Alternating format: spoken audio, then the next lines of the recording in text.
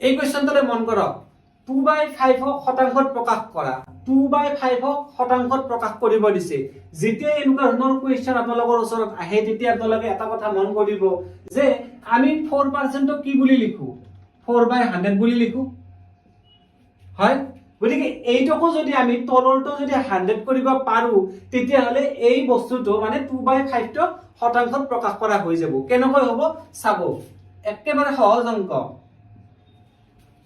এই যদি আমি তলৰটো কি কৰিব লাগে 100 কৰিব লাগে 100 কৰিবৰ কাৰণে আমি 5 টো কিহেৰে মাল্টিপ্লাই কৰিব লাগিব 20 ৰে ইয়াক যেটো 20 ৰে মাল্টিপ্লাই কৰিছো 2 টোক আমি কি কৰিম 20 ৰে মাল্টিপ্লাই কৰিম হয় ইয়াকো আমি 20 ৰে মাল্টিপ্লাই কৰি দিছো গতিকে কিমান হল ইয়াতে কিমান হল 100 হল ওপৰত কিমান হল 40 হল তাৰ মানে কিমান হল আমাৰ 40% হৈ গ'ল নে শতাংশত প্ৰকাশ কৰা কিমান সহজ অংক চাই লওক নিশ্চয় বুজি পাইছে সকলোকে বহুত বহুত স্বাগতম জনাইছো অন্য এটি ক্লাছলৈ আজি এই ক্লাছত আমি শিকিম শতাংশৰ কেইটামান একেবাৰে গুৰুত্বপূৰ্ণ অংক গতিকে আপোনালোকে যদি বহি কলম উলাই লোৱা নাই তেতিয়াহলে উলাই লওক আজি প্ৰথম কোৱেশ্চনটো হৈছে আমাক দিয়া আছে এটা সংখ্যাৰ k% বৃদ্ধি হলে x হয় সংখ্যাটো কি অপচন a b c দি আমাক দিয়া আছে সংখ্যাটো কি বুলি কোৱাৰ লগে লগে আমাৰ মনত প্ৰশ্ন এটা হৈছে যে সংখ্যাটো যেহেতু আমি নাজানো গতিকে সংখ্যাটো আমি ধৰি লম যে ধৰা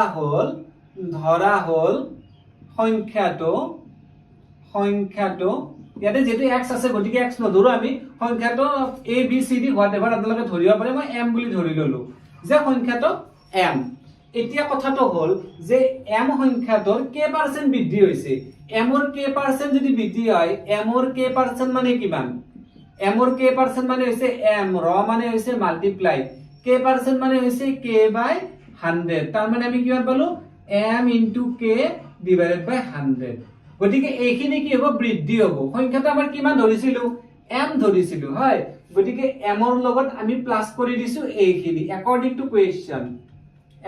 question যেটা আমাক প্ৰশ্ন কৰিছে সেইটোৰ মতে m ৰ এইখিনি বৃদ্ধি হৈছে m k / 100 এইখিনি বৃদ্ধি হতে সংখ্যাটো কিমান হৈছিল আমাৰ x হৈছিল বুলি কৈছে আমাক যেটো x হৈছে is equal to কি হ'ব x হ'ব গতিকে ইয়াতে আমি যদি m ৰ ভ্যালু উলিয়াব পাৰো তেতিয়াহলে আমি কি পাম সংখ্যাটো পাম কাৰণ আমি সংখ্যাটো ইয়াতে ধৰি লৈছিলো যে সংখ্যাটো m হ'ব এতিয়া আমি m ৰ ভ্যালু উলিয়াম ইয়াতে ঠিক আছে গতিকে আমি কেনেকৈ উলিয়াম এইখিনি কিমান হ'ব ডিভাইড হ'ব m এদি 100 টো মাল্টিপ্লাই কৰিছো 100m আৰু এইখিনি কিমান হৈছে m k is equal to x ঠিক আছে এইখিনি আপোনালোকে নিশ্চয় বুজি পাইছে এতিয়া চাব ইয়াৰ নেক্সট স্টেপটো কি হ'ব m তো আমি ওপৰ কমন লব পাৰো হয় m তো আমি কমন লবৰ তো 100 আছে 100 লিখিলো m তো কমন লম m তো যেতিয়া কমন লম ইয়াতে কি থাকিব 100 থাকিব প্লাস ইয়াতে কি থাকিব k থাকিব হল এইফালে কিমান আছে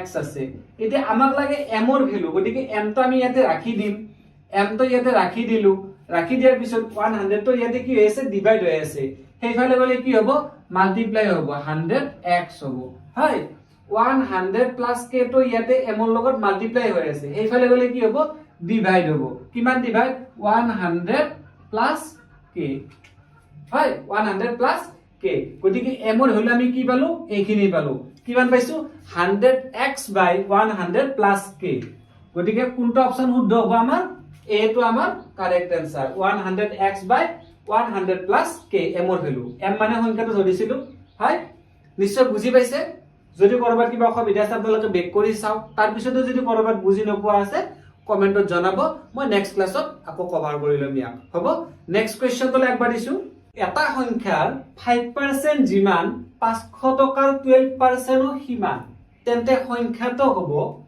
অপচন এ দিয়া আছে 1100 বি দিয়া আছে 1200 সি দিয়া আছে 1212 আৰু ডি দিয়া আছে 1205 গতিকে এটা সংখ্যাৰ 5% যিমান এটা সংখ্যা বুলি কৈছে সংখ্যাটো আমাক উলিয়াব দিছে যেটো সংখ্যাটো আমাক উলিয়াব দিছে আমি ধৰি লম যে সংখ্যাটো ধৰা হল সংখ্যাটো x ঠিক আছে সংখ্যাটো আমি ধৰি ললো গতিকে এটা সংখ্যাৰ 5% যিমান তাৰ মানে x ৰ 5% যিমান তাৰ মানে ইজ ইকুৱেল 500 টকাৰ 12% সিমানে বুলি কৈছে তাৰ মানে 500 ৰ 500 মই ডাইৰেক্ট মাল্টিপ্লাই দিছো 12%। 12% মানে 12/100। ঠিক আছে, x ৰ 5% যিমান 500 টকাৰ 12% কিমান 12% মানে আমি কি লিখিব পাৰো 12/100 আৰু 500 তো ৰ বুলি কৈছে 500 ৰ ৰ মানে মাল্টিপ্লাই লিখিছো। এতিয়া চাব x ৰ ৰ আছে মাল্টিপ্লাই দিছো 5/100 আৰু ইফালে 500 ইনটু 12/100 আমাক কি লাগে x ৰ ভ্যালু লাগে যেটো আমাক সংখ্যাটো উলিয়াব দিছে হয়। গতিকে x টা আমি ইয়াতে ৰাখিম, এইখিনি বস্তু আমি হিফালে লৈ যাম, এইখিনি যেতিয়া হিফালে লৈ যাম কি হ'ব উলটি যাব হয়। 100 টো ইয়াতে ডিভাইড হৈ আছে, হিফালে গলে মাল্টিপ্লাই হ'ব। ঠিক আছে, 12 ৰ লগতে মাল্টিপ্লাই কৰি দিছো। ঠিক আছে, 5 টো ইয়াতে মাল্টিপ্লাই হৈ আছে, হিফালে গলে কি হ'ব ডিভাইড হ'ব। ঠিক আছে, ডিভাইড কৰি দিছো হৈ গল। এতিয়া আমি কাটাকুটি কৰিম, এইটো 100 কাটা যাব, 5 এৰে এইখিনি কেইবাৰ যাব 100 বাৰ যাব। ঠিক আছে, ওপৰত কিমান থাকিল 12 আৰু 100 মাল্টিপ্লাই কৰিব লাগে 1200। x আমি কিমান পালো 1200 পালো। ঠিক আছে, গতিকে আমাৰ কাৰেক্ট অপশন কোনটো শুদ্ধ হ'ব এইটো বি টো আমাৰ শুদ্ধ উত্তৰ 1200। গতিকে সংখ্যাটো আমাৰ কিমান 1200। ঠিক আছে, নিশ্চয় বুজি পাইছে। এবাৰ আকৌ বেক কৰি চাব পাৰে। নেক্সট কোৱেশ্চনটো আগবাঢ়িছো। এনেকুৱা ধৰণৰ অংকবিলাক আপোনালোকে চাব পাৰে। 12,500 টকা মূল্যৰ টিভি এটাৰ দাম 20% হ্ৰাস কৰিলে, হ্ৰাস মানে কমাই দিলে, কিনা দাম কিমান হ'ব? ঠিক আছে, 12,500 টকা মূল্যৰ টিভি এটাত কিমান কমাইছে 20% কমাইছে। তাৰ মানে 12,500 টকাৰ 20% যদি কমাই দিও 20% যদি হ্ৰাস কৰি দিও কিমান হ্ৰাস হ'ব